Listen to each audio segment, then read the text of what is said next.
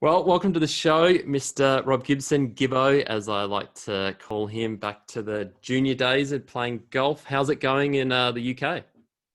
Mate, it's all right. It's just a nice sunny 27-degree day in autumn here, so I can't really complain.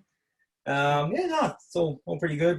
Doing a lot of work at the moment. Obviously, it's a little bit of a better circumstance than yourself over there at the moment. So no arguments Yeah, over here, mate. How are you? yeah.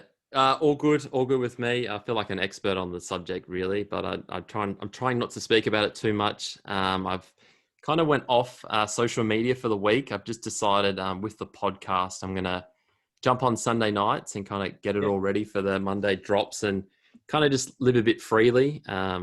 like mentally, just so I can kind of Don't mind that. get through the days, because a lot of time you see all the news, everyone's living their lives, and it's just like That Jesus. could be really upsetting. Yep. It's been tough, especially because we've been in lockdown for so long. But oh Yeah. yeah, I feel like an expert on it. But yeah, that's what I'm doing social media wise. But Yeah, it's I've good been to blocking catch everyone up. out. Yeah, mate, it's good to catch up. It's been years since we've It's spoken, literally. been years. I Yeah. still remember our first junior interstate series. I think you played one. You just played the one interstate.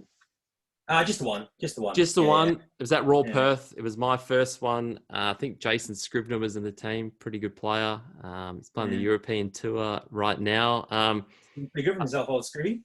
Yeah, I think we come last, so it was probably not probably not the best week. But what a few takeaways from the week when you were playing? Obviously, a good player.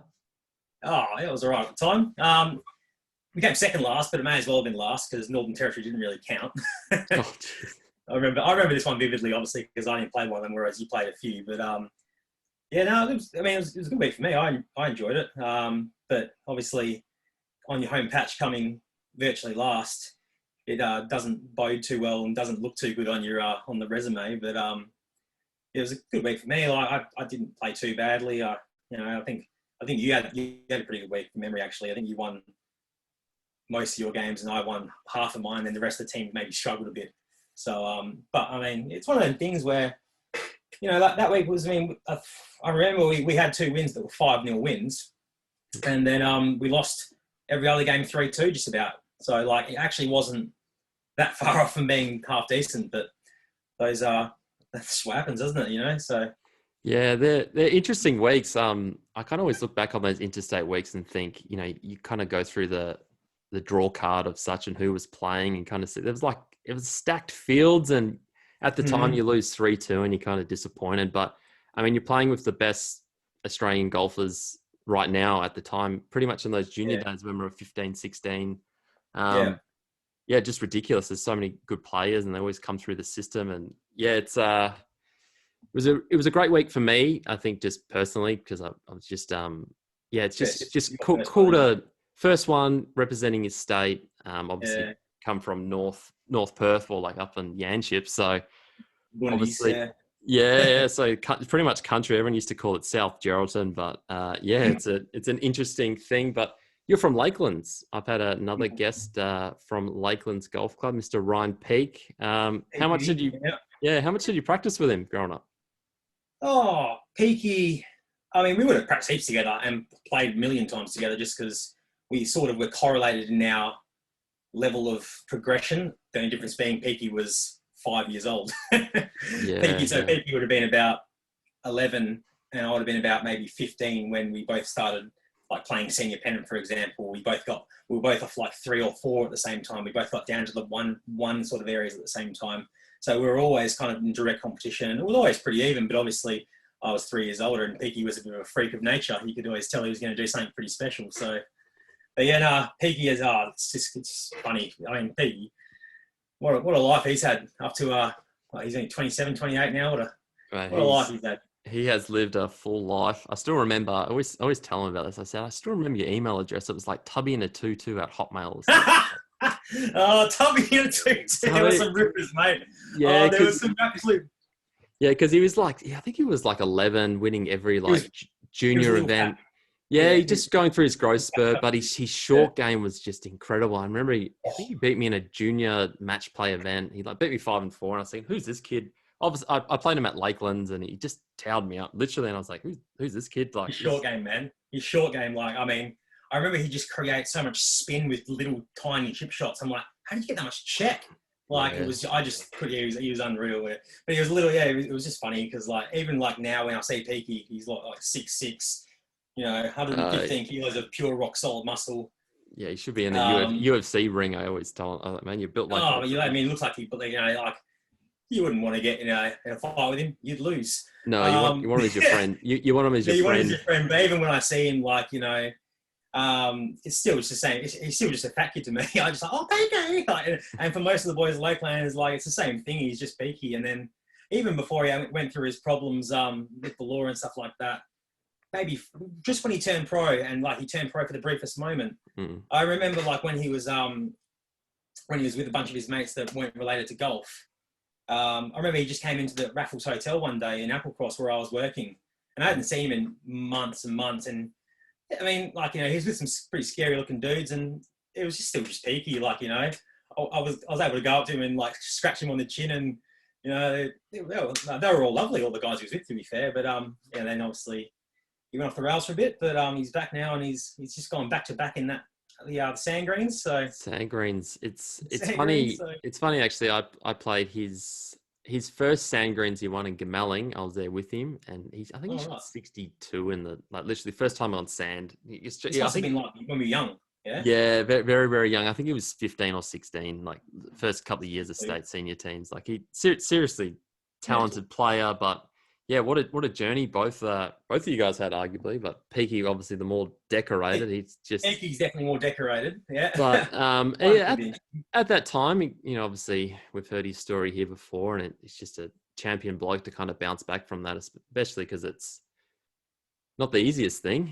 Just thinking about that, it's just crazy. I see a lot of crime shows, and I can't imagine myself in those positions. What was it like being around him? Like, do you notice anything change? Was it like a shift in, like Peaky's kind of going off the rails here? Because you obviously saw him at Raffles Hotel, and he was always that Peaky in there. It kind of looked like he got caught up in the wrong crowd every now and then.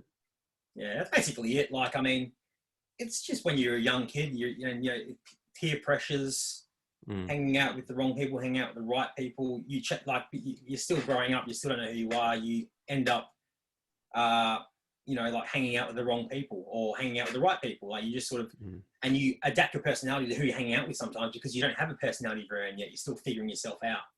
Peaky was that, I reckon, definitely. Like, with the golf boys, he was just Peaky, but then sometimes he'd start talking to us, like me, Bleaks and that, like, Heathy, Matty Heath, start talking to us and like, start talking about his mates at school in the Wanneroo crew, as he'd say. Yeah. And you're like, oh yeah, and me, Bleaks and Heath are a little bit older, and he's probably just trying to fit in and with the older boys and be a bit like, not cool. Yeah, let's go with cool. He'd probably agree with what I'm saying. I'd say I'm probably hitting the mark.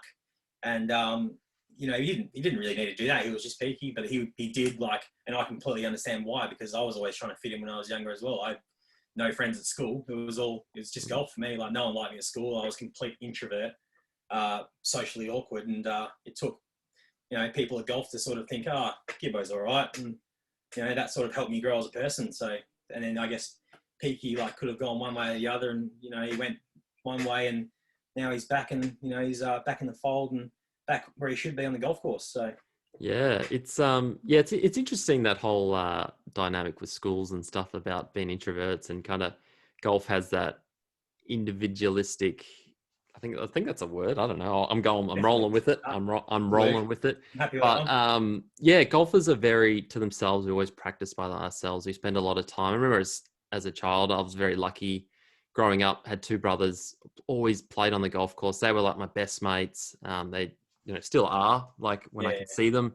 Nothing has changed. But I know for a lot of juniors, they were spent by themselves, or they met friends at golf. So you've already got that, and school's probably not the nicest place, especially now with social media. It's a different world. It's not the school we kind of going to. It was just starting to tip the scale when we were at school, I reckon, where it was getting a bit.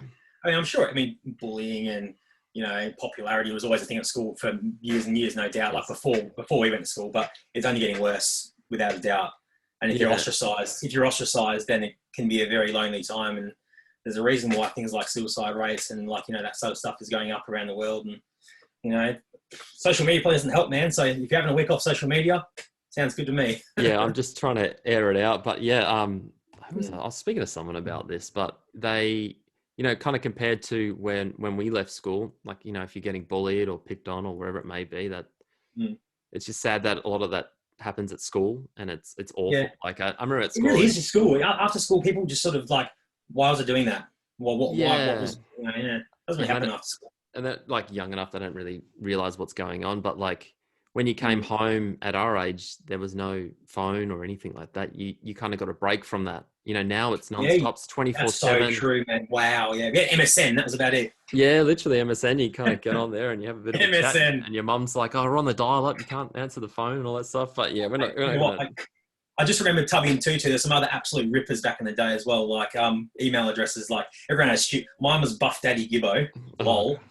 And then like Bleeks's was Crippled Mullet. Like imagine being 27 years old and trying to get a job and having an email Crippled Mullet. Amazing. Wow. Yeah, you got to get an Outlook or a Gmail now, or kind of you got to create your own one.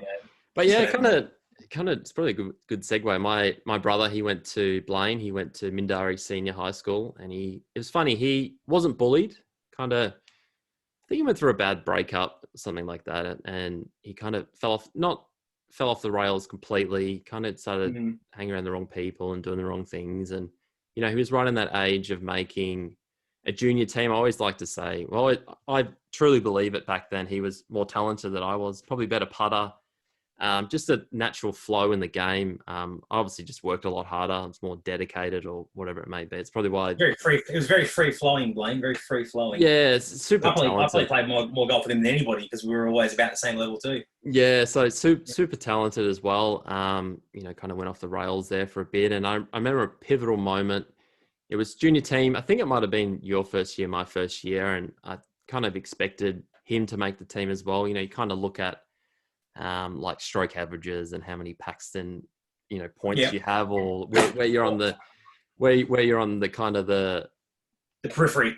Yeah, the leaderboard or whatever it is, and you kind of wait up there after the Netherlands. I love that. I missed that. That was fun. That was fun. That was good. Yeah, the Netherlands Junior Masters, you play your 36 holes. You kind of get up there and you think, well, maybe this is my time. I kind of had a meeting, had an advanced squad. I'm kind of ready to get through the whole thing. I remember my name got called. I think it got called, and I thought it's in alphabetical order. Blaine's didn't get called, and I felt really, as a kid, I think I was 15 or 16 or whatever it is, and I felt really upset for my brother, and it didn't. Mate, I felt upset. I felt upset for your brother standing up there.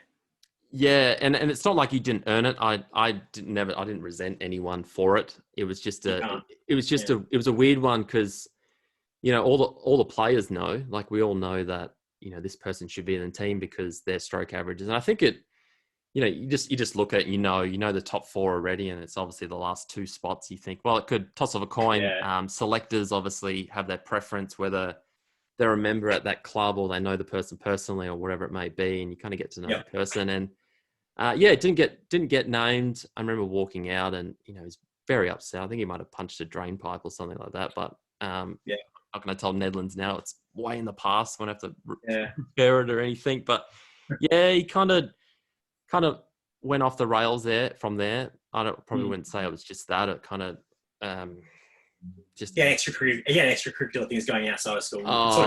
Crazy guy, but he's. I was intimidated by Blaine when I was younger. That's for sure. Was never intimidated by you. Yeah, like just because you look kind of scary a bit, like a little bit. He'll probably laugh when he listens to this now. But he was a bit of an intimidating guy. You often had birds around, and I was still terrified of birds. Whereas you were just sort of quiet. You were quite quiet and unassuming, different personality. Yeah, Blaine's he's all very flashy, very out there kind of, but he's got the biggest heart, nicest guy. Once you can get inside that whole bubble, but mate, he's still trying to find his niche with everything. But it's so interesting. It's probably why I prompted to get you on the podcast. Is that the pivotal moments of that person not selecting a certain player, whether they're at 15, 16, and just Yeah. the repercussions, like the butterfly effect or whatever you call it, the knock on effects, and Mate. you can't just blame it on one thing. It's not even blame. It's kind of like that happened, and then all these other things happens. It's like, well, did you really love the golf, or was that just a cop out, or did that shape you to do this, or that happened for a reason, as lots of other people like to say. And it's really interesting to speak to someone that was kind of on and off that, because I know later on you were in the Colts, so we're trying to get into the Colts. And no, I never made any. I didn't even make a senior state squad. Yeah, because senior state squad. Yeah. There's normally like a big protocol, and I know not a lot of people know this, but like in WA, it was like once you make the junior team, you're next in line to get in the Colts. At the time, they had the Colts. Now they don't have it. It's just senior, and you kind of got this 5-6 year window where you can kind of work your way up to senior squad. As long as you keep getting better, they kind of groom you the way through. That's kind of you kind of look back over that. So you were like obviously next in line to go through that. You didn't do anything horrible not to get in. So it's no, I didn't actually, to be fair. No. It's interesting, obviously, golfers are very, we're saying this before, very, at times can be very selfish and just, individual people. They're out there, they're their own people. And it's, it'd be interesting to hear your side of, what happened. We've had a bit of conversation about the whole process, but yeah. I mean, mine, you can be traced back literally to when I first started playing golf, really. I was a footy player. I was team sports. So then I just decided to play golf. And then I was much like a lot of juniors. You were always quite good, but a lot of us fucking loved dummy spit. I was up there with the best, without a doubt. And I remember I was playing at Karrinyup when I was 13, 14. And I think I was 14, I got kicked out. Made an example out of. I remember my old man was pretty upset because, he was just I'm a 14-year-old kid, surely you can give me a bit more help than that. They just basically ostracized me. There was a lot of other kids who were spitting it pretty hard. I'll name the Hamiltons because, who cares? They're my mates, Braden and Sam. We all fucking went mental all the time. We were always spitting everywhere. Just passionate, really. We just wanted to do well. But, I was a little bit maybe differently wired than everyone else because I had ADD. So that's no excuse, but my control of my mental sort of stability wasn't maybe as good as others, particularly at that age when my brain's still maturing at 13, 14 years old. But I was lucky that Lakelands took me in, gave me a chance. I think Mike Bradovich was at the pro at the time, and he was he sort of got me in there, and I didn't repay the faith initially.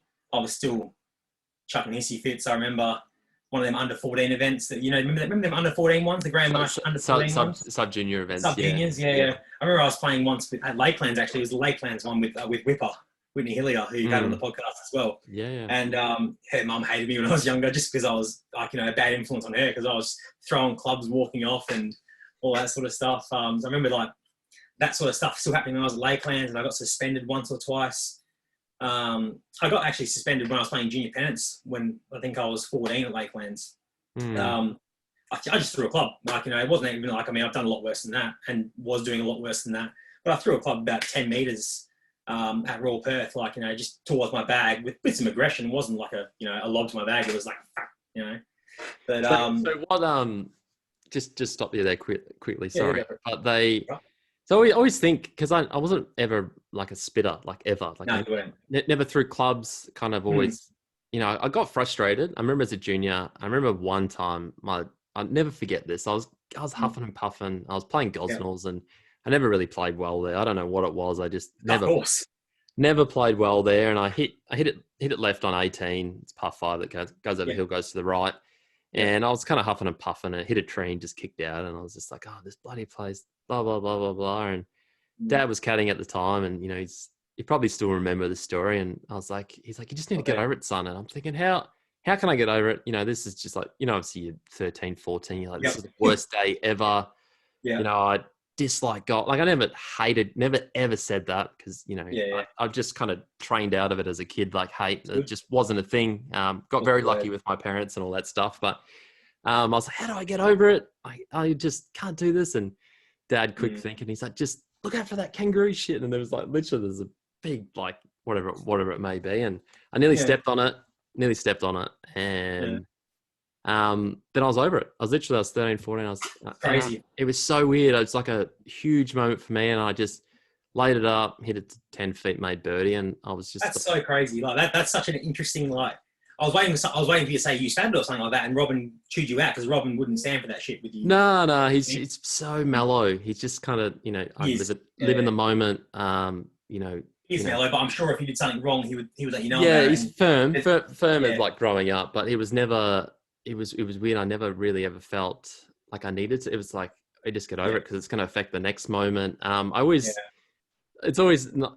It's interesting to speak to someone who did spit it. It's funny. My fiance as a kid, my fiance, she admitted before that she actually spat it as a kid playing golf, and I was just like, wow, how like. And I always think, is it something off the course that is upset, or is your expectations too high? And you just don't practice hard enough, or you're just.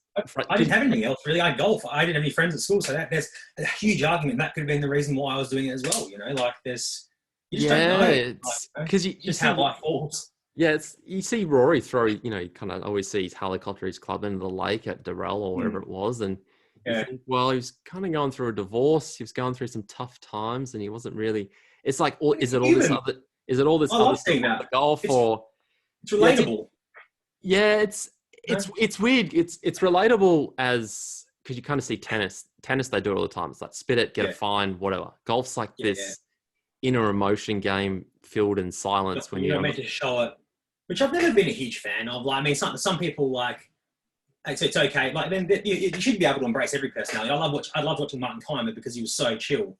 But then I'd love watching someone else like Marcel Siem, who was just like that close to, the German guy, Marcel Siem. Yeah. He's just like that close to exploding every time you watch him play. I was like, oh, this is good. Or Tyrrell Hatton, when he's always just like, that's a lovely shot. It's a shame it's 40 yards left of the target. You should be able to appreciate all different types of personalities. And I guess when you were young, that definitely wasn't a thing. You had to have one type of personality, acting proper and behaving yourself and being perfect. Yeah, and because you're going to represent your team, or you're going to represent. Yeah, it's funny how you relate back to that, because you kind of think, well, I need to act a certain way so I can make the team. I need to see this person as a coach. I need to see this like service provider so I can kind of get in the door or go to this golf club. It feels like that as a kid. Like I still remember like thinking, yeah, you need to see this coach, you need to be, it's whether it's networking or whatever it is, it felt like you kind of, you needed to rely on that. I didn't do any of that. I always saw Graham Warbett in the Lakelands when I was younger. Even after I got kicked out, still went and saw him. But I mean, you think you have to do certain things to get in the team. I mean, the only way I got in that team, I wasn't even in the state junior squad. I got put in last minute because I gave them no choice, because I finished top 5 just at every tournament. Finished top 5 in a national series tournament and won a few times. So they're like, we better put him in the squad. He's now like 5th. I was literally 5th in the state. Like they have to be in. I have to be in the squad, and then they put me in the team like 3 weeks later as well. Like I didn't really give them a choice. Like I played my way into that team massively. Otherwise, they wouldn't have looked at me, because like I was a problem child, which is true. Yeah, well, I mean, we're all going through our own things, especially, you're saying before you had ADHD, and that, it's obviously, that would have been hard on your parents. Like, it's like, oh, there's so many things to it. It's interesting, this criteria to make teams. It's kind of not always very transparent. We were talking before about if you apply, I always try to relate this. If you apply for a job on Seek, and then it's like, you've got this degree, you qualified enough, and they send you an email. Sorry, you're not successful because we've already found someone else that's better suited. It's like, perfect. I can live with that. Move on. So it's interesting in like, especially sport. Could be completely off the point here, but sport obviously has, to in my opinion, like lots of politics. You kind of got to play your cards right. And I guess that's with everything. You kind of show face. You kind of. I'm not very political. I was never very good at that. Well, yeah, I don't know. You got to show face or whatever it is. Maybe that's a maturity thing. For me, it was. I kind of, whatever it may be. But there's no, there's no in a candidate email to, sorry, you didn't make the junior team, or sorry, your stroke average isn't low enough. You're not going to make the team. It's interesting. Do you think maybe they should send out something like that, or like maybe. some tips or Yeah. something? Maybe you need to ask. I don't know what it Some is. things to work on, maybe. Yeah. I mean, I relate that back to even back to Blaine when he didn't get in the team. Mm, Like, wasn't told. I mean, you were in the team. Like, your family was a big part of Golf WA mm. or WA Golf at the time. But I mean, they didn't tell him anything, did they? Really, they put him in that D squad, which is almost like more of an insult in some ways, in my opinion. Like if it just didn't sit right with me. He was in better form than a few players. Like Adam wasn't playing well at the time, but Adam it's a weird one. I spoke about Adam with this a few weeks ago. I was like, I felt bad for Blaine that day, and so did Adam. Because Adam wasn't playing great at the time, but I mean, that he was the most consistent junior ever, and it was his only series as well. So there's so much that he deserved to be in that team too. And Corey was on the. I'm pretty certain that interstate series was the last time Corey Crawford played golf for 4 or 5 years. Yeah, Legit. There's some old names. It was a very transitional like team in a weird way. And Adam was also quite sick at the time. He had glandular fever as well. So he was.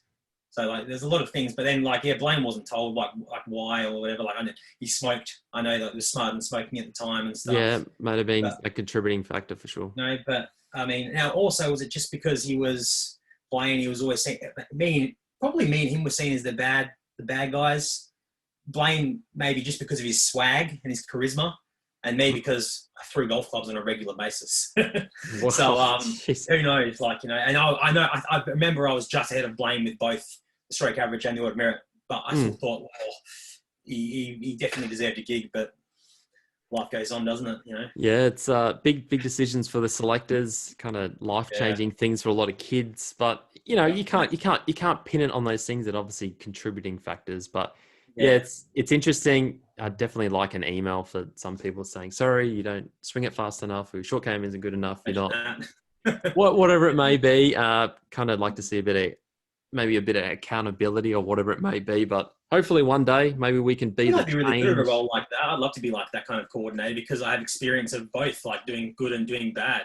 So I actually have probably more perspective than most people on it because I never had it easy, but I had a little bit of success as well. So I could probably help the better players get better and also help the players who are on the edge, improve, and if they have some rough characteristics about themselves, be able to relate it back to me when I was younger. So someone that's relatable, I think that's the big thing, and like a transitional like pathway manager. I spoke to someone the other day named Stacey Keating. She's kind of in that Golf Australia. Remember her? Yeah, remember her. Transitional, I think it's pathway for the women, which is great. Like she's been on this side of the fence. There's another person here. That's the change we're after. We just that's all the athletes could ever hope for. That's kind of how I've always seen it. Just to this is what it is what it's not. But yeah, you didn't. We'll kind of get back to your golf. You didn't get into a state team after that. Kind of left out of the fringes. Obviously battling your bit of demons in your head with the golf, throwing clubs and stuff. I don't recommend that stuff, but it is what it is. Yeah. So once I got in that junior team, that actually gave me a lot of confidence. I mean, I had a couple of things go right for me, like in a row. Like I got put in Lakelands pennant team when I didn't necessarily most people didn't want me in that team because I was a flight risk, but the pennant coordinator at the time, his name's Bevan Dagg. He was a massive, mad Essendon fan, he's a football coach. So I related to him straight away because it was just riling up the boys. And our Lakelands team was actually, like, in terms of talent-wise, we were quite shit. It was Divi 1. We were Divi 1, but we were the worst team in Divi 1. Everyone would admit that. But we had fight. And I remember we beat Raw Perth at Raw Perth 4-3, and Raw Perth had bought their team. They even bought Gavin Reid off Lakelands to come to Raw Perth. Like, literally, paying his membership so he could play for them. And Bleaks beat Gavin Reid on the 20th. And the boys got in the car park, and we all just rugby tackled each other. It was so much fun. So that season gave me that, because Bevan Dagg showed some faith in me. That gave me the confidence to actually kick on with in my junior golf to make that team. It really that was almost, I almost directly would say it was his fault that I started playing better. And then I didn't get an intermediate junior squad, and that pissed me off a bit. But because I knew some people still believed in me, such as Bevan Dagg and maybe a few other people at Lakelands, I didn't care so much that Golf WA didn't give me a spot in the state squad when I should have been in. And then eventually I made them, I started winning and stuff like that. So they put me in the squad for like 3 weeks and then the team straight away. But that was great. But then it was beyond that point where we get into like the seniors, like 18, 19, 20, and you're looking towards the Colts senior team or whatever. And I started playing pretty good. Like I didn't win any Paxtons, but I was having a lot of top tens and I was consistent. And I started playing a few national events and making cuts. Wasn't finishing high up, but I was making cuts in national events and playing some pretty good golf locally. So it was, So I mean, you're there or thereabouts, kind of progressing the ranks. I would say.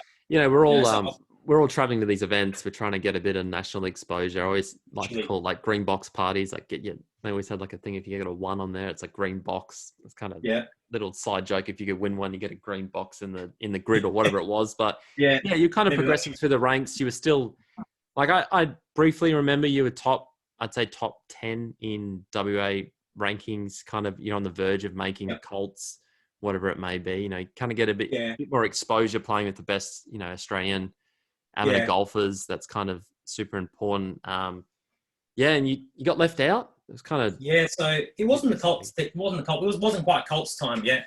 I wasn't even thinking that far ahead. I just wanted to get into the state squad to get some more experience, more training with.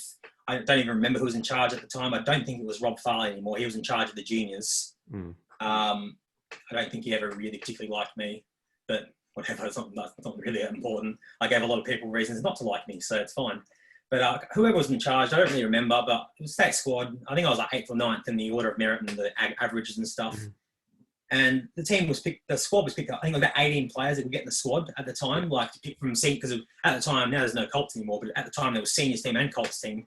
So there was obviously more, there was 14 spots up for grabs in a weird way. So the squad was 18. So I didn't get in the squad. I remember it was picked around February time, March time. And I'm pretty certain I know why. I was never told why. This is just me speculating. But I was at Lake Macquarie International in January. It might have been 2010. Once again, it's just like, trying to get some national exposure and just playing a bit like interstate. I wasn't actually even in the field. I had to go over and pre-qualify. So there's a good chance that I was just flying over for one round if I didn't make it. And me and Varela flew over and I played pretty well. Like, wasn't scoring great, but then I eagled last because I had Lake Macquarie. You would have played Lake Macquarie a few times. The last hole for me was that I was the 9th, the par 5 around the water to the left. And I eagled that to shoot 2 over, and that was in comfortably. Like, you only had to shoot 76, 77 to get into the field. It wasn't a hard pre-shot. It was kind of like a Netherlands Masters pre-shot. It was a pretty easy one if you played half decent or in. So, but it was a pressure situation. You don't want to fly to Sydney for one round and go home. So I got a start, and first 2 rounds, probably 2 of the best rounds I've played in terms of I just struck it, couldn't hold a putt. And I was 1 over after 2 rounds. I was probably like 10 back from the lead, but I was about 20th, 25th or something. And, heading into the weekend or whatever it may be, whenever, I think it was a Thursday, Friday, Saturday, Sunday, that one, I can't remember. But I was like, I'm feeling pretty good about the game, and maybe you can, maybe we can get a top 10 or something like that and shoot a few low ones on the weekend. And on the Saturday, it was like the 3rd straight day, which is kind of weird. It's kind of weird for New South Wales, I think, even in summer. But for like the 3rd straight day, it was 37 degrees. It was humid. It was hot, and it was humid as well. Like, and I just felt like shit. I felt really sick. And I went out and played anyway. And I actually hit a really good drive at first, but like I couldn't chip. I was dizzy over chip shots, and like I probably should have pulled out. But I kept playing because I just didn't want to pull out because I didn't think it'd look good. And I was known for being a bit of a. I was known for pulling out. That could be construed the wrong way. But So, but yeah, I just kept playing, and I ended up beating last and shooting 89.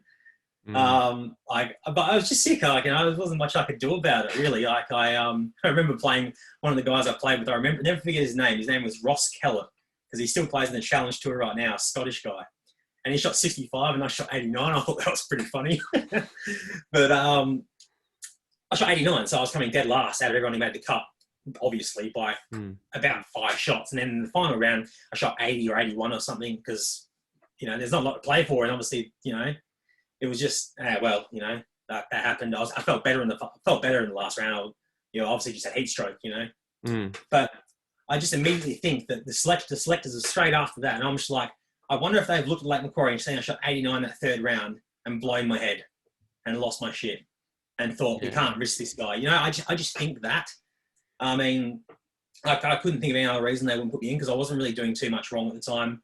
I still would have been spitting it at times because I always was, but I was getting better at spitting it in quieter spots on golf courses where no one would see. I was growing up in my spitting ranks where I wasn't doing it in front of people. I was a bit more low key about it. Maturing through the events, but yeah, it's interesting. Like, obviously selectors can't be over there and, you know, watching every round and everything like that. Of course they can't. No. But I guess that's like... I got no call, by the way. I had no idea about why I didn't get in, and I was 8th. Like, it wasn't like I was 18th.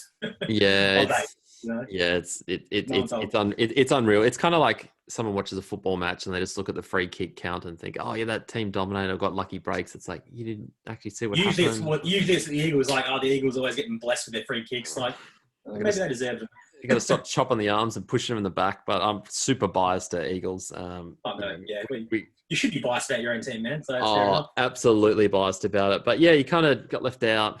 Kind of obviously battling your own demons inside your head. If you want a breaking point, to be fair, like, I mean, that was I was pissed off, but I still play. I mean, I just sort of drifted like to 15th or something like that. Like, you know, from the next 6 months where I was still playing okay. I still like made state amateur, top 16, and City of Perth one. But the real killer for me was I changed clubs from. I mean, I was always a member of Mount Lawley as well for about 2 or 3 years, as well as Lakelands, just because it was closer to my house. My mum and dad were doing pretty well for themselves at the time, so I was lucky to have 2 memberships and I had it pretty easy. But I decided that year that I was going to play for Mount Lawley for pennants because Lakeland's pennant team culture was changing. Bevan Dagg, the guy who I loved, was no longer in charge, and it just didn't feel right anymore. So I thought I'll go and play for Mount Lawley because they're Divi 1.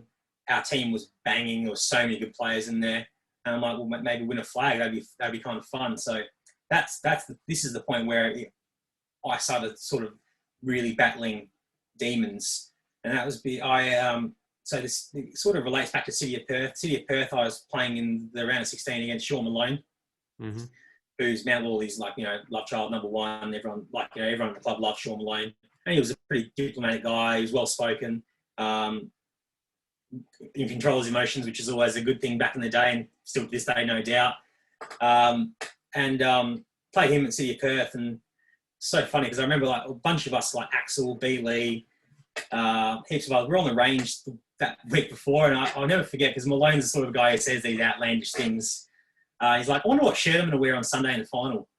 Like, you know, I'm 3 people away from him on the driving range, and I was just like, you're not going to make the final. I didn't say anything to him. I was just like, you're not going to make the final. I'm going to whoop your ass. And I did. So I beat Malone like 3. I think it was 3-2. It might have been 4-3, but beat him pretty easily. Then I lost the next round, but that wasn't that important. I really just wanted to beat Malone, just after what he said, you know. And then a month later, after City of Perth, is when pennant starts, and it's 9-man teams at this time. I don't know. You might have been moving to Raw Perth. I was at Raw Perth. I think it was my last one. Yeah. Okay. So you might have even played for Raw Perth this day, actually. So the next start, or you might have just been starting to transition to where you weren't able to play pennant because you might have been overseas playing internationally. But the first game for Mount Lawley was Raw Perth at Raw Perth. Bearing in mind a month earlier, I've beaten Malone, Mount Lawley's best player there, pretty easily. I'm still about 15th in the state, and I didn't get in the 9-man Mount Lawley team. Like, that's pretty, like, and I remember vividly at the time, I was pissed off because I should have been. And I went to the selectors, who will remain unnamed. I know who they were. I know one of them does not like me, and I do not like them. And I like just about everybody. Like, even people who I don't think really liked me when I was younger, I bear no ill feelings. And honestly, I bear no ill feelings to this person either. But I just don't like them. They've never liked me, and and even like 3 years ago, this person at Mount Lawley was still has always been a prick to me. Excuse the language. But I went in and I was just like, what the hell's going on? Why am I not in the team? I was playing off 2, I think maybe, and then like the end of the team, there was Bailey, Axel, Nick Saraceni, this was when Nick started stopping. He was at uni. I'm studying physio. Nick Saraceni's another good name to bring up. Like there was someone who was pretty good. Yeah. But he was at uni. He didn't really care about golf. He was playing off 2 or whatever, maybe even 3. The last person in the team, I won't mention because I don't want to mention names that like in a negative light at all. But the last person in the team from Mount Lawley that got selected was playing off 5 at the time and could not hit a barn door. Like it was really, really quite bad. Like, and I went in and I'm like, why am I not in the team ahead of this person, that person? We're playing at Raw Perth. Did you not see that I beat Wayne 4 weeks ago? Like, what's going on? And the reason that other people put in the team was loyalty to the club. And I just thought, I mean, maybe I'm wrong here, but I just thought that's a loser attitude. Don't you want the best players who are playing the best? Like, don't you want to win the flag? I might add that Mount Lawley didn't win the flag that year, and they should have. They had the best team. But nonetheless, I actually went and caddied for Monty in the first week, and I was still a team player. I still wanted to show that I'm a team player. I'll come and caddy still, even though I felt pretty wronged, and caddy for Monty, and he beat John Banting, I think, or whatever it might have been. Monty was playing about 5 at the time. And then the next week, we were playing Hartfield at Mount Lawley. And Hartfield were the weakest team, probably in DD1. And I got drafted in because Sarah didn't want to play anymore. And Sarah pulled out a pennant, which you could probably see coming from a million miles away. He wasn't interested in golf.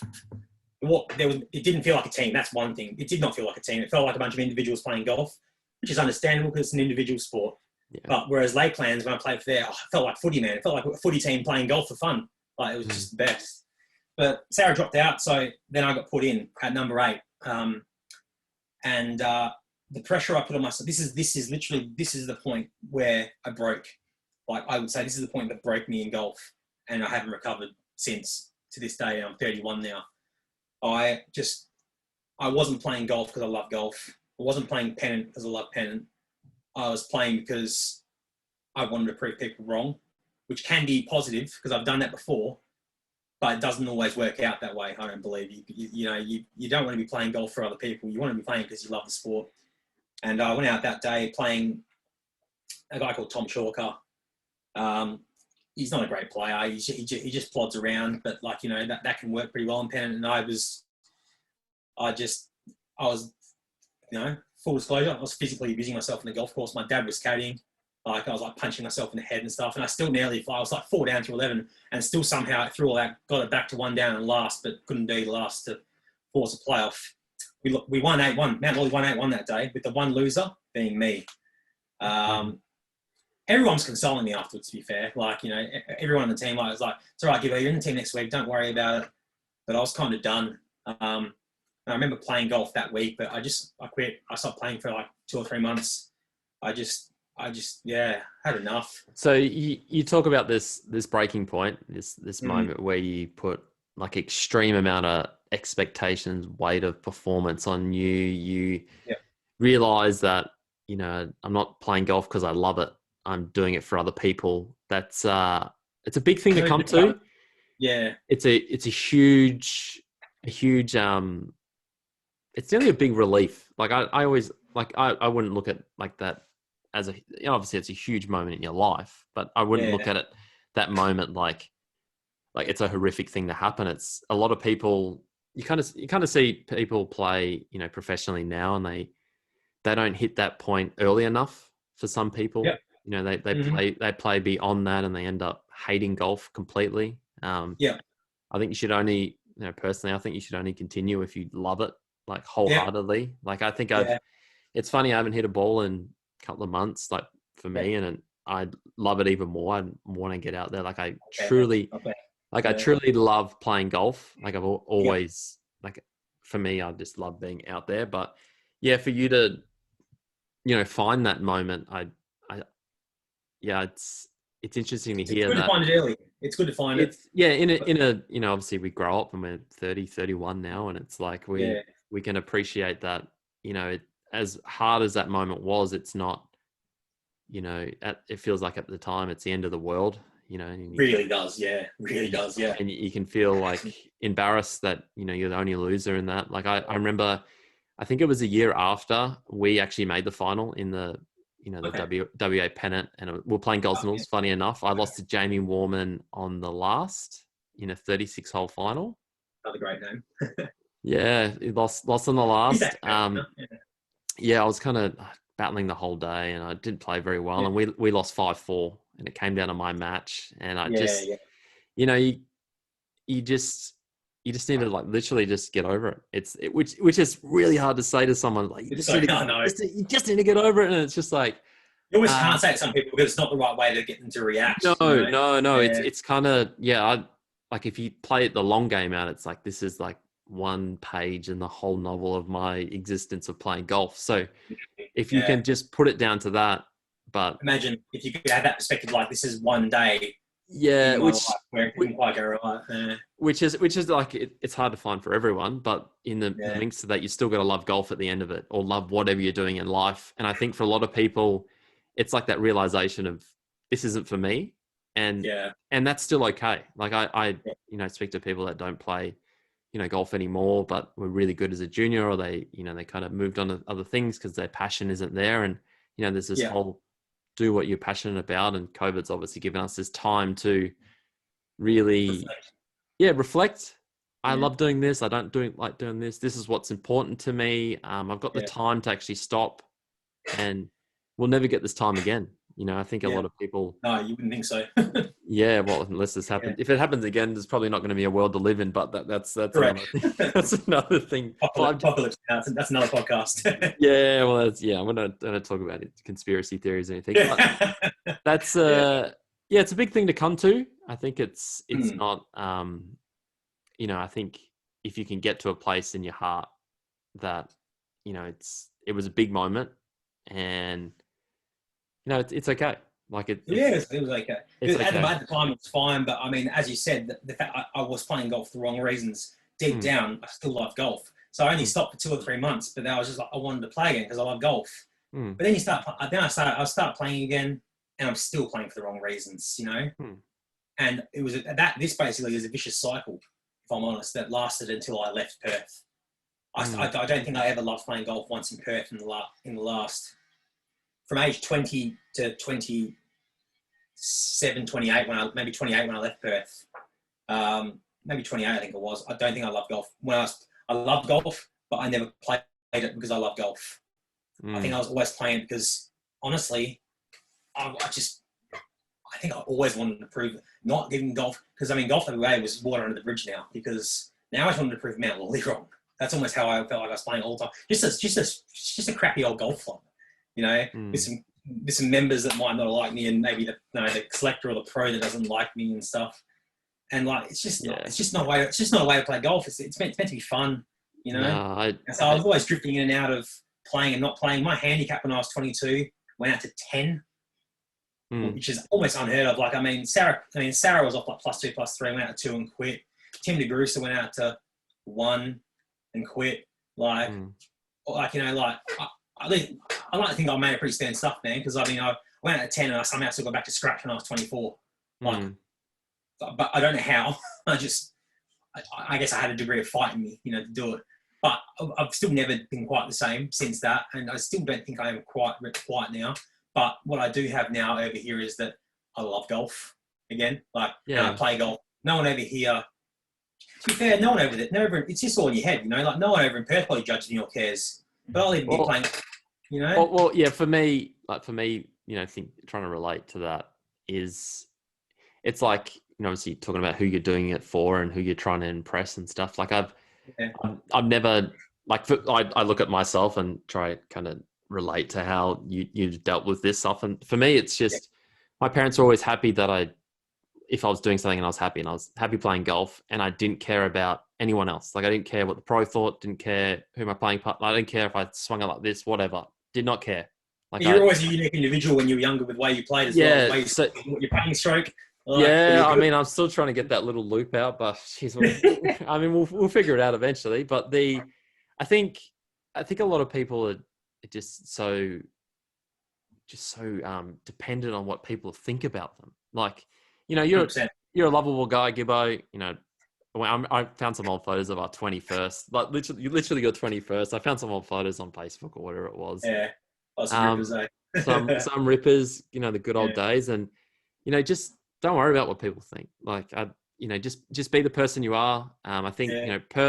Perth is an interesting place. You know, I've obviously grown into the world through my like professional golf and traveled a bit, lived Yeah. lots of different places. And Perth, I always came back and nothing really changed.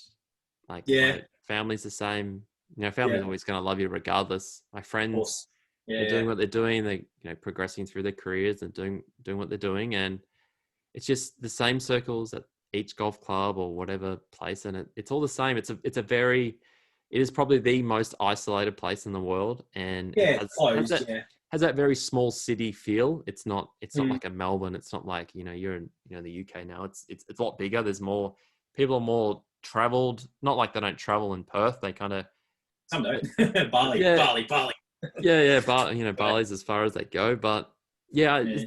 it's very insular, I guess, Perth Hmm. in a way to kind Yeah. of, you know, I need to get out in hindsight. summarize that because Yeah. yeah, to hear your story and to see you in the UK loving golf again, you know, you've literally just Awesome, man. taken those people that, you know, you were trying to impress, whatever it may be, or kind of trying to Yeah. get their approval for nothing because Literally, yeah. because in the end of the day, it's like there's nothing. Say you won every event, it's like, oh, you didn't win this one. You know? Yeah, exactly. You don't know either. I think it was, I mean, I'm a pretty carefree guy, I Mm. believe. Like, I don't really care what people think. But I just think somewhere deep in the subconscious, I just can't seem to get rid of it, that I still care a little bit about what X and Y think, you know, like, which is weird.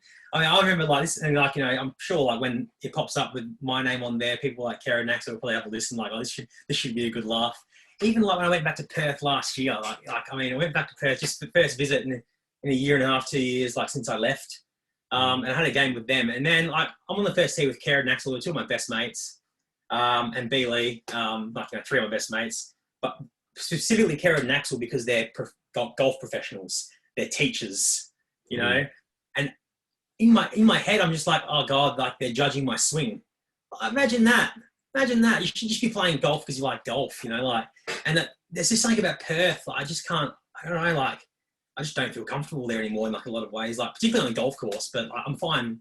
But I love golf, and I want to love golf, and I can't love golf in Perth. It's really strange. Well, I mean, love it anywhere else. big things happen in Perth. You kind of your whole development of golf. Yeah. That's just, it just is what it is. I think if you can like get to a place in your mind and heart that, you know, people love you, you know, just be sure of yourself that is what it is. You know, it might be I told you like how I was actually diagnosed with post-traumatic stress disorder, which everyone associates with you know, someone being held up with a gun and stuff like that. But there's another strain of it, which is where a series of events like continually happening. In my case, a lot of rejections from a lot of different, and then you're able to fight and fight and fight and fight, and then eventually one just goes boom and explodes. That was the Mount Lawley thing. So I mean, and all my bad karma and feelings and everything towards golf is all to do with Perth. It just might be. It's just I don't know. Maybe it's just difficult for me to play. Maybe in 3 years it'll pass. Maybe it won't. I don't really care either way. It's not that important, you know. No, like, it's just I don't know. It's just I think about that. It's like that. You see Perth in your mind. You get like a feeling in your gut. You're like, oh, it's like an ex-girlfriend feeling. It's like, oh, you know, like very much. Whatever it may be. You know, I wouldn't rule out moving back to Perth one day either. Like, I just hope that by then, like, my subconscious is quietened down and doesn't care anymore. Like, but I mean, that's what's so funny about mental health and like having things like depression and anxiety is that like you can be thinking such good things, but in the back of your mind, there's a little devil just going, "Oh, you dickhead," you know, like.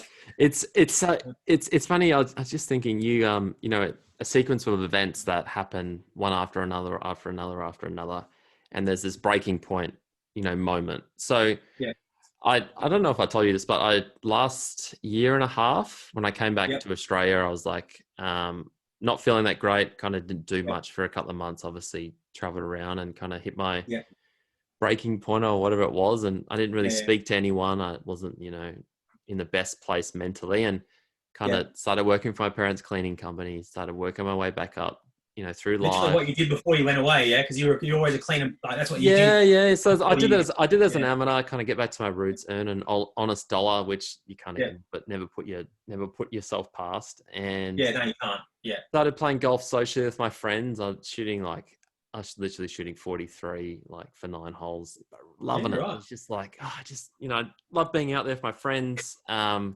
I think at the end of that year, I went to Q school and I thought, I had like 3 or 4 like sponsors exemptions, and I kind of got into a couple of events. I had a couple of top 10s, and I thought I haven't even practiced. Like I literally coming straight from work.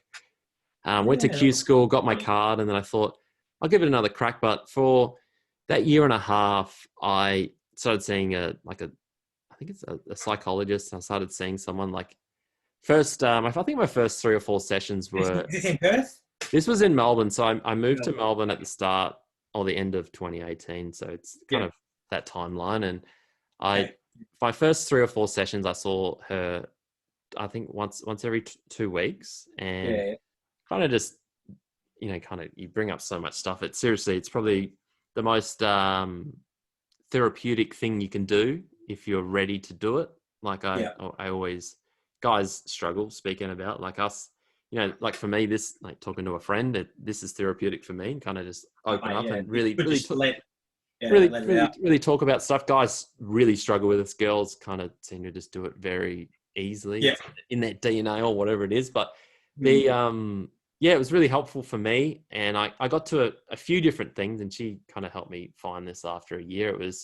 She said the same thing to me. She said, you're great with everything. Now you kind of got your head around what's going on and in your life, and okay with everything happened in the past and XYZ. But the sequence of events, if it seems that lots of negative things in a row, and then it can kind of deteriorate into depression, just being aware of that is very helpful, because for people that aren't, I know for me personally that if you don't think, it just feels like this weight. It's like, say you put one book on you and it's like, that's something bad that happened to you, and you can't stop bad things. That's the thing in a life. That's kind of what happens. You kind of get your good run, you get your not so good run. I like to kind of say that, but one book piles up, the next one piles up. Then after a while, you're weighted down. You can't get out of bed. And, I've definitely been there. Sounds like you've been through something similar, and it's not a nice place. It's not a nice place to be. I can look back on it now and think, well, you need to stay on top of what you're doing in life and just being really honest with yourself. And I think that just comes with practice. Yeah, it does. You said, like, if you have been through something like that, it does. You grow up pretty quick. This year, obviously, the trying year for just about everybody, and I think my mental health this year has been as good as anybody's, probably just because you've got to look at it just from my life. Your life doesn't suck. Everyone's life sucks this year. It's tough for everyone, and at the end of the day, like, if you're able to, in lockdown, improve yourself, such as you studying, like in lockdown over here for 8 weeks, whatever it was, I was learning heaps of Spanish. I was exercising a lot. I was keeping myself busy because, that's just, you've got to do something like that. And then, in lockdown sucks, but you're in charge of your own life, and what can you do to keep yourself in a decent frame of mind? You're gonna, and at the end of the day, in lockdown, man, so you've been 8 weeks now, has it been? And you've got another 8 to go? I think it's been 4 months, 6 months. I said to my fiance, I was like, day by day, if you wake up and you don't have it quite today, that's okay. Just do a little bit less. Have a plan. Exactly what I was about to say to you, man. Exactly what I was about to say to you. You are going to have some days where you're just going to be depressed as shit because life's a bit shit at the moment, and that's fine. Yep. Just let it happen. You ride it through. It'll go. You can't really do much about it. But like you mentioned, how like men, it's tough to talk about this kind of stuff. I've always been, since I've had problems with it, been pretty good about talking about it, and I was actually like at times borderline ridiculed for it when I was 2021. I remember vividly. I won't mention names again. On the 11th tee at Mount Lawley, somebody said to me, "Gibbo, you can't talk about that shit. No one cares. Just sort yourself out." It's not, and because I was talking about how I'm seeing this psychologist, or I was seeing somebody at the time, and I was basically for being open and trying to say, I'm really trying, guys. I'm struggling, I was criticized almost, you know. And I remember like another thing I really remember, like it's amazing you can remember the points and I remember the tee box these things happen on, man. It's crazy.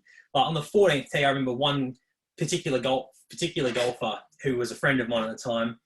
I would still call them an acquaintance. Like I still probably have them on Instagram and stuff, but I don't really pay any attention. Once again, I bear zero ill feeling towards this person, and it's just all good. It's no problem. But I remember they said these exact words: "Gibbo, in my personal opinion, I don't think you're good enough to play professional golf." I didn't ask for his opinion either. You just said it.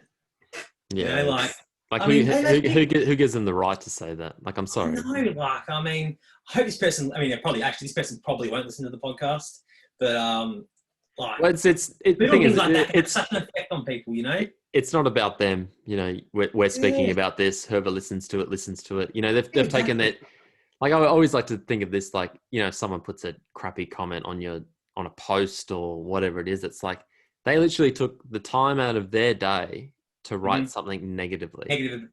Mate, so, which is where I've gotten good now. So it's like in where you're at, it's like I actually feel sorry for you. Like I don't feel upset that you writ something terrible or whatever it may be. It's like you actually took the time out of your day to do that. You have bigger problems. So I think it's tough to tell someone that at like 16, 17, you know, as a teenager growing up. So another good one for you, and this one I'm happy to name drop because he's one of my really close mates, and he wasn't for a few years because I effectively ostracized him. Axel. So when we were maybe 22, 23, I was obviously deep in this was when I was really struggling personal issues wise. Might have been 24 even. And I was studying PT at the time because I thought that might be a good career path for me. I needed to find something else. I obviously still need to find something else other than golf. And I like helping people. So, you know, and like I quite liked a lot of the sport specific side of things there. So I was studying PT and I was like just doing some deadlifts at work, and I can't remember the exact comment, but I mean, Axel and another person who I don't really speak to much anymore, basically just like on Facebook did hashtag fat PT. Like, you know, like, because I wasn't in that in shape at the time. Like, you know, I wasn't fat, but I mean, I've always, you know, carried a bit of weight because I love beer and love food, but I'm also pretty strong. But I mean, and I don't mind like getting a bit of shit on Facebook from time to time or Instagram because I often ask for it because I'm happy to be the brunt of the joke. It's something I've always taken pride in. But I mean, I think this was on like a page where like people could see it like and stuff like that. And it was just, if people call me a baldy on there, I don't care. It's a fact. But I mean, I'm trying to do a job here, and then someone puts that on there, and I mean, I actually remember speaking to Axel's sister about it, like, because I deleted him on Facebook because I'm not having this, you know. And Axel's sister, like, you know, was sort of like on my side at the time as well. Like, just little things like that, you know, you don't realise how difficult they can be. Like, I was always, even like, it's another person, I'm happy to mention this one as well, another one of my best mates, Bleeks. Bleeks has always been somebody, and it's just him. Bleeks has probably got the biggest heart of anybody I know. Like, heart of absolute gold, that guy. I love him bits. He will give everyone shit at all times. It's just what he does. Whether he did it when he was younger to cover up for his own insecurities is another story. I reckon he probably did. But I mean, he would always give me shit about something, you know, and he'll give me shit about being bald, which I don't care about. But he'll give me shit all the time. And I've always got this one massive ammo against Bleeks, and I'm like, fuck off, you fat person, you know. But I don't have the heart to do that.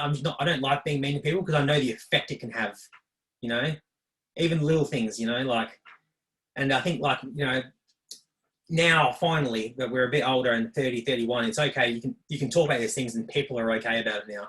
Whereas even 6 years ago, 8 years ago, 4 years ago, you weren't as able to talk about things such as mental health and things like that so openly without it possibly causing a problem or you getting abused of some sort, you know?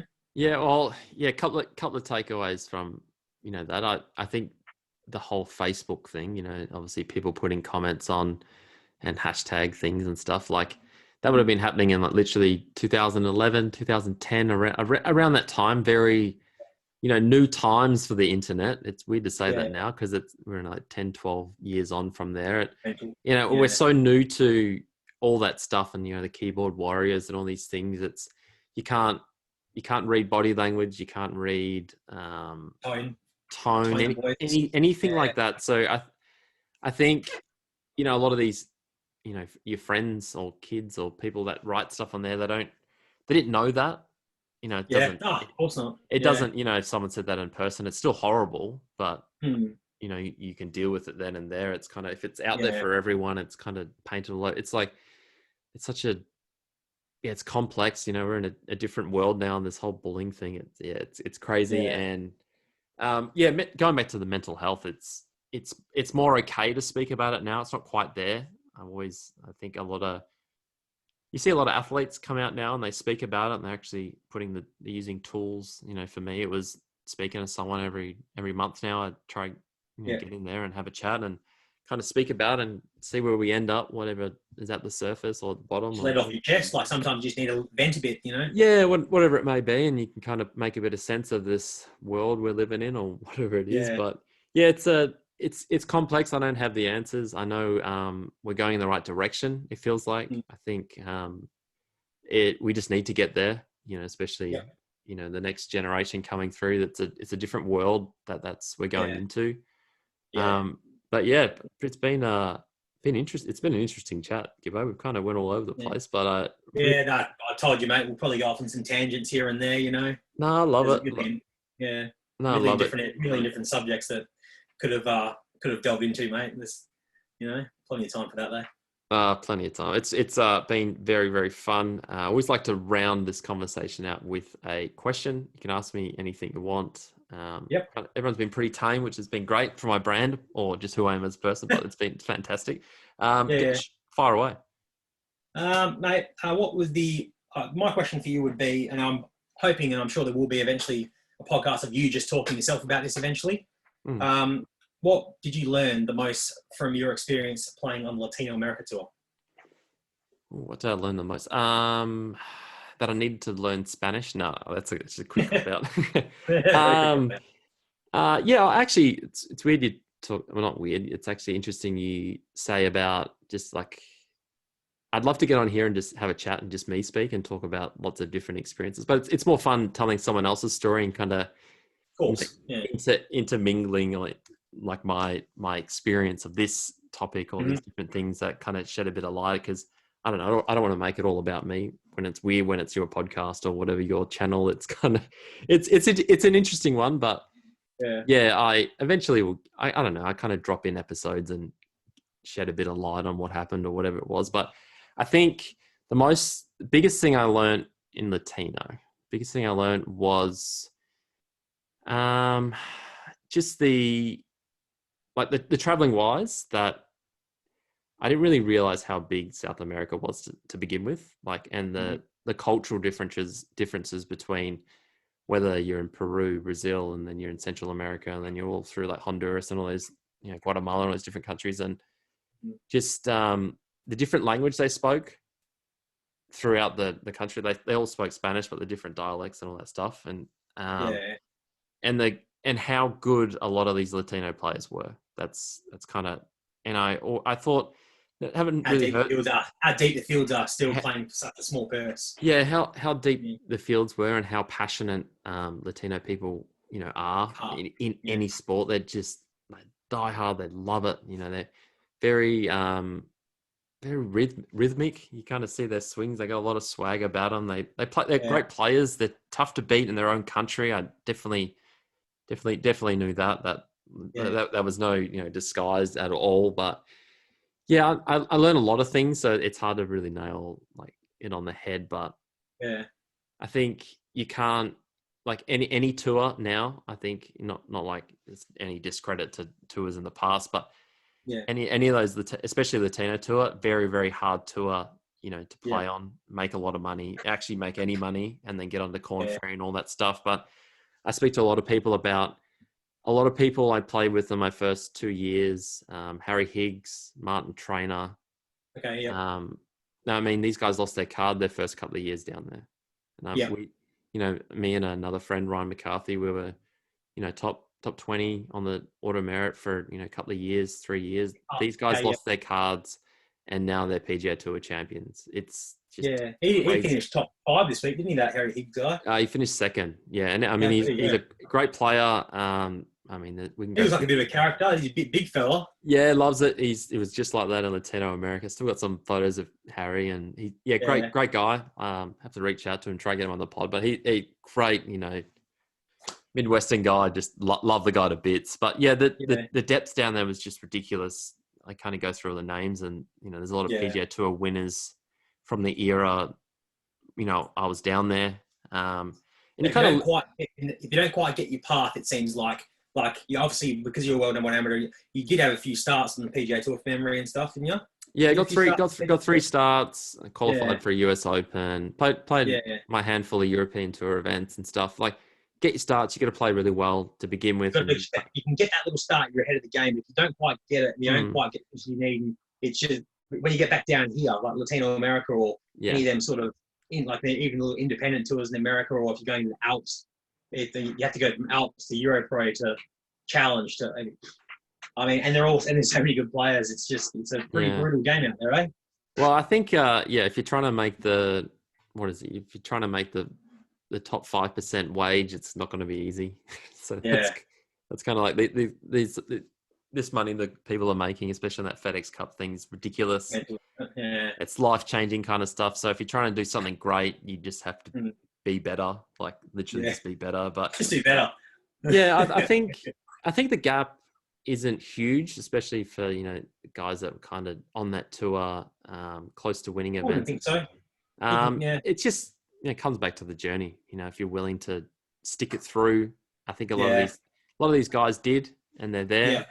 I'm going to keep going. It might just take a bit longer since we can open up the borders or get over there. But I think it's given me personally some time to think, like reflect, as I was talking about before, and it's not time wasted. I haven't wasted this time, and it's funny. Like people over here, like you're like, so how did lockdown go? And if you start saying anything positive, they're like, oh, ooh la la, like ooh da, look at you.